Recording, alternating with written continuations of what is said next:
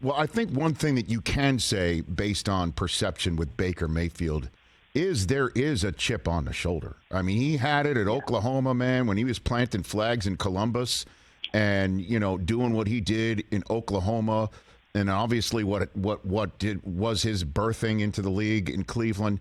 Guy had a chip on his shoulder, and then, a shoulder gets hurt significantly, and he shows up in your spot with an opportunity again here in this league for a first overall pick that you could say potentially has been humbled a little bit, but that chip's still there. And there's a lot of guys on your team that won the chip, if you will, a couple of years ago. And do you think you're potentially being overlooked right now in Tampa, Chris Godwin?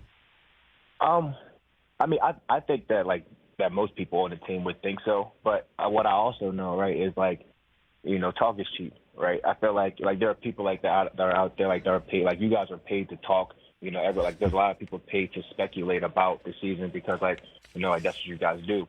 But I mean, how I look at it is if you look back just a year ago, right? We were predicted to be one of the best teams in the league just based on the talent that we had on our roster. But clearly, at the end, when we got to the end of the season, we saw that it's clearly not just the sheer amount of talent that you can accumulate.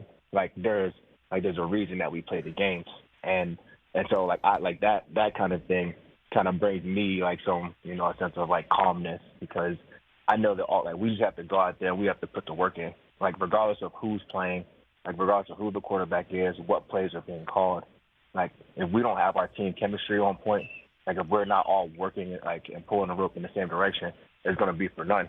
You can have as much talent as you want, but if teams that are playing together, playing as a team, they can come in and beat the most talented team if they're not on their P's and Q's. So I think it's on us to go out there and actually put the work in, and for us to determine what the season is going to be like based on the kind of work that we put in and how committed we are, and and those types of things. So I'm excited about this opportunity, man. Regardless of whatever the outside talk is, I'm excited to go to work with these guys and see what we can craft up. Well, I mean, you're right. Talk is cheap, and I am paid to talk. I'm just really good at it, though, Chris. You know what I mean? Yeah, I agree. You know what I mean? Okay, I just want to make sure. I have a chip on my shoulder too. We all have. How different is the offense going to look like now that Byron Leftwich is out, and that's the Arians era, one would say, on that side of the line of scrimmage?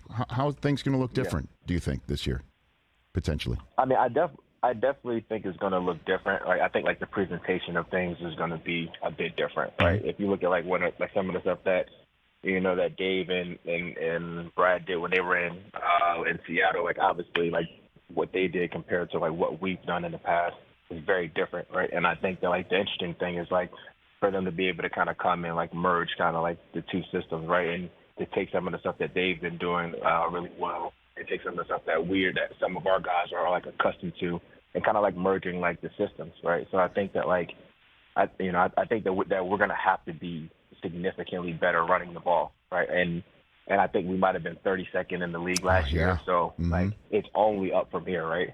So I think just from that perspective, it's already going to look a lot different because of just a commitment to the run game.